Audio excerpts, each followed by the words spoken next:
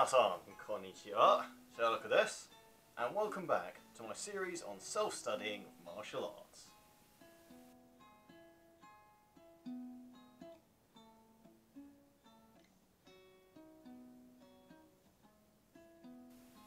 In this series, I set myself the challenge of trying to learn and become at least relatively competent in a martial art that I had no previous experience in.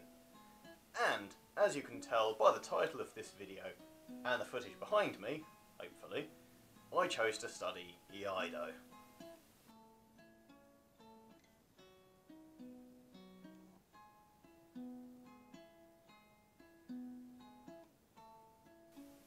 For this challenge, I have used only the information available online for free.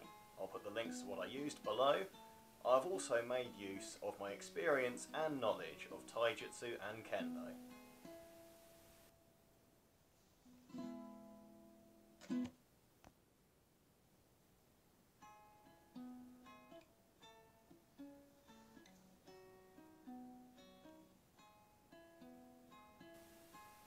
I found this a particularly enlightening experience. This is as a result of the depths of understanding and ability that self-teaching can create.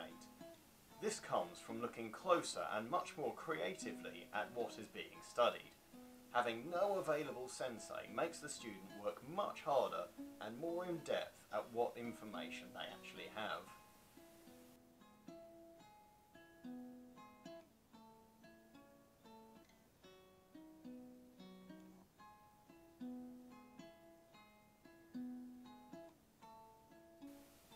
When I started this challenge, my criteria was to only use free online resources, and to that end I have been pleasantly surprised with the information and advice I've been able to find.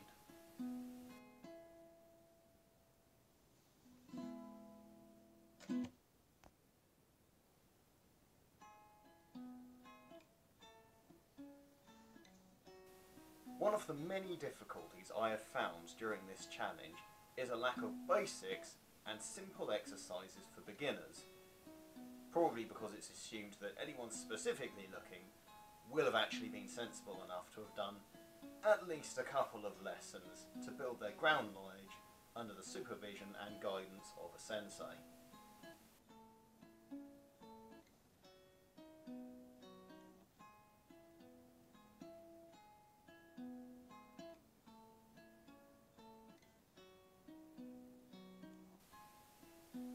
To solve this problem, I looked at each of the movements in the kata and broke them down into their own individual waza.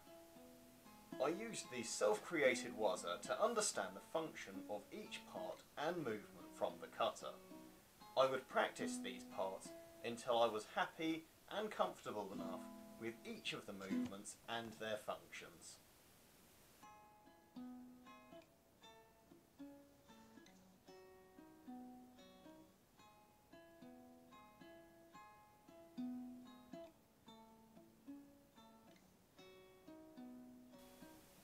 I would practice these parts until I was happy and comfortable enough with each of the movements and their functions to be able to put them back into the full kata and make proper use of them.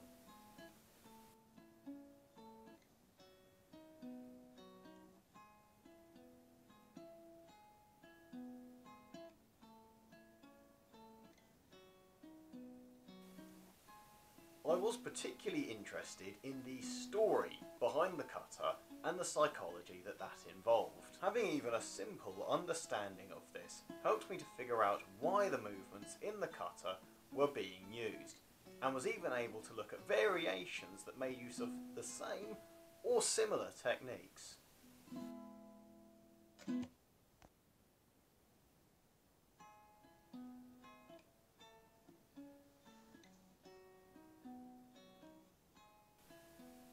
Through these waza, I looked deeper into the reasoning behind the kata. I looked at the kata asking myself, why use this kamae? What time am I reacting to? What angle should I be using? When do I stop? When do I start? Who is truly leading this kata? And also, what can I get out of this one kata that I can apply to the entire rest of my training and martial arts studies. This sort of thinking I've tried to bring over so that when I'm in the dojo and I'm being given techniques to practice, I can apply these questions and get more than just memorising simple movements and simple techniques.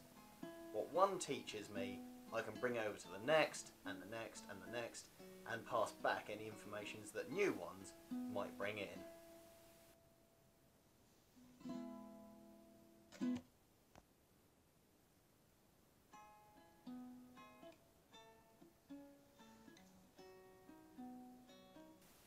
And so here we have it, the culmination of all of that practice, the first Iaido kata, a standing version of Mai.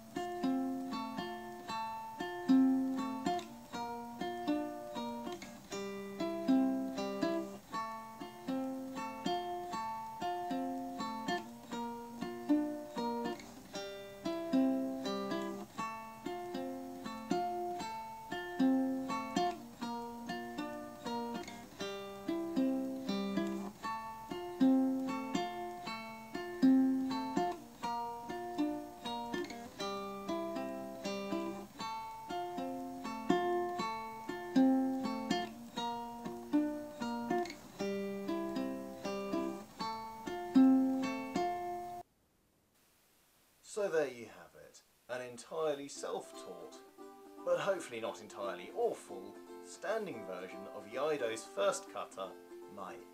This has been a fascinating journey, and one that I intend to keep on trying at. I'm hoping to look into the second Iaido kata, and hopefully progress myself further through the self-study of this art.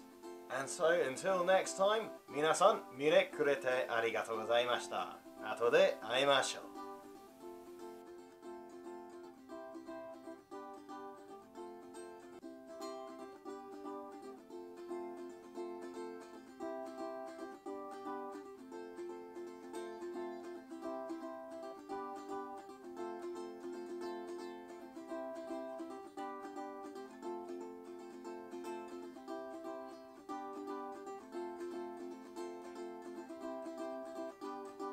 This comes from looking much closer and more creativity. More creativity.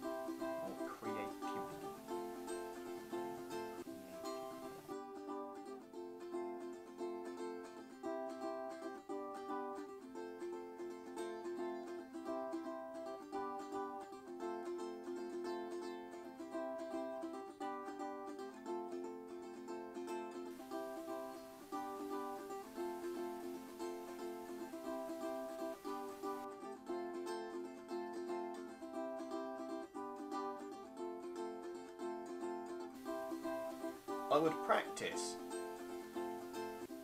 That's it. That's the answer. Want to get good at martial arts? Practice.